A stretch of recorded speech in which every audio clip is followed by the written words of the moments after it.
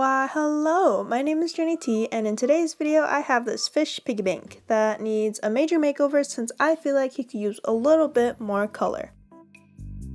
Originally when I got him on my birthday, he came with a set of 5 paints. As you can see here, it comes with red, yellow, blue, green, and black. But since the packaging is a little old and the quality isn't exactly the highest, most of them ended up being dry, as you can see here.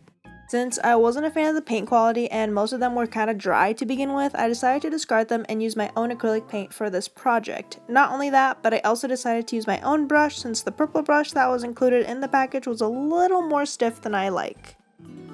To tackle this poor fishy's makeover, I applied the first layer of paint in the glossy shade known as Real Yellow over his black and white coat. Originally when I received him, he did come as a blank white canvas until I kind of accidentally, mistakenly, possibly rubbed him on my black iPad case while I was FaceTiming my younger cousin. And while that was happening, I guess one thing kind of led to another, and I thought it was cool to see what would happen if I kept rubbing the fish onto the iPad case, as weird as that sounds, and now it just kind of brings us to this very moment.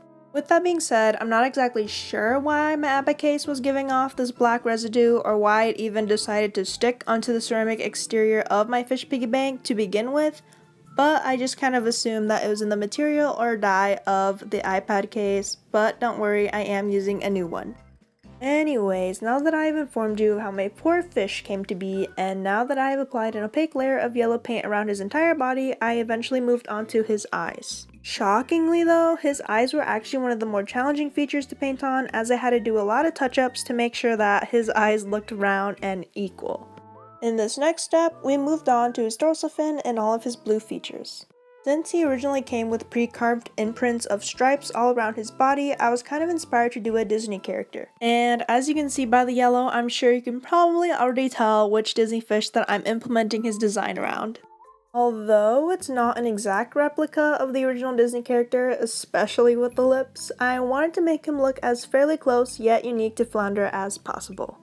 To do so, I made sure to apply appropriate shading to the blue fins to represent the stripes. When it came to the actual stripes, I thought following the original imprints made the most logical sense design-wise, since even with many layers of paint, there was no possible way of getting rid of them, which you will definitely see later throughout this video. And just like the other side, I wanted to have a slight contrast in the fins by adding white to the original blue color.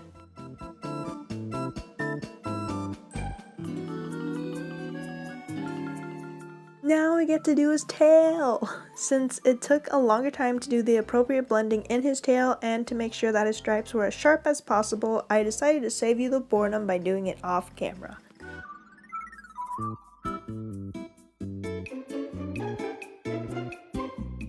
I also wanted to spice things up a bit since I still felt like he was missing that oomph factor, you know? So I decided to add basic Elmer's glitter glue to his stripes, tail, and fin. What could possibly go wrong?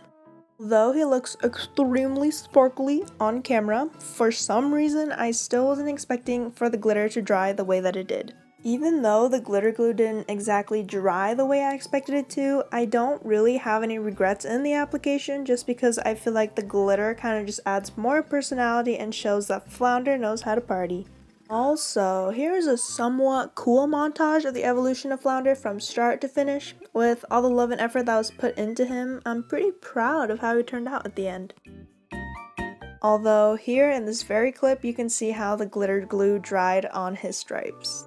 He's still cool and precious to me because there's no going back, especially since I used up all the glitter glue, and plus I feel like it gives him that out of water effect. Here is what he looks like back in his original packaging, and now he just looks more complete.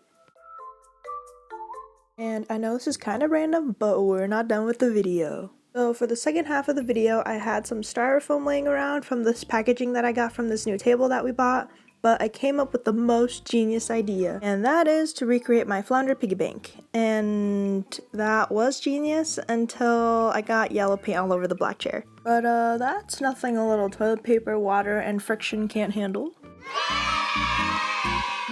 And just like the ceramic piggy bank, I started with a glossy yellow foundation, which ended up looking like a yellow Rice Krispie treat. Now, you're probably wondering why I'm painting on styrofoam to begin with, but honestly, I don't really have an answer to that question either, but then again, I feel like that's my thought process throughout all of my videos. I think I just enjoy painting on the most absurd things, and I figured if I enjoy doing it with my time, then why not? Plus, it's kind of entertaining for both you and me, unless you're watching this and you're just really bored. But if you think painting on styrofoam is a little weird, which to be honest it kind of is, then you must have not seen my painting on crackers video, because I painted on some crackers during the time of boredom, and I'll link that down below.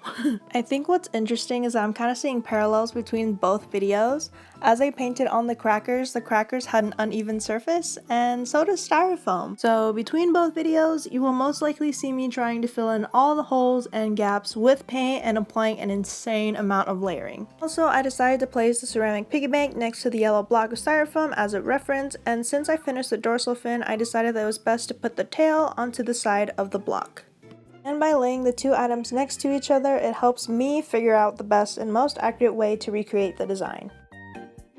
And here is a close-up shot of the uneven texture of the styrofoam. Originally, I was planning on painting the entire side of the block blue, but then discovered that outlining the tail would give the fish more form and structure. And even though the tail is slightly uneven and off-center, I feel like it adds more movement to the fish. Next, I moved on to the stripes, where I made sure to angle the brush a certain way to accentuate the curves. Even though I refer to the ceramic piggy bank as my reference, I did add a few more stripes than the original just because I wanted to eliminate negative space.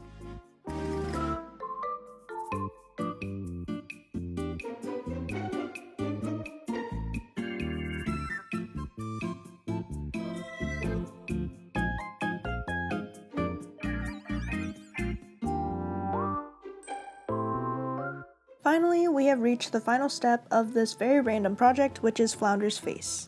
At first, I accidentally made the eyes a little bit uneven, but now I feel like you aren't even able to tell since I added the highlights to the eyes. Well, now this is the final result. This is Flounder's derpy cousin, and because the original has such luscious lips, I wasn't exactly sure how to incorporate them into the styrofoam version, but regardless, it makes me love it even more because he looks like the world's greatest meme. But with that being said, I hope you enjoyed this video and thank you for watching!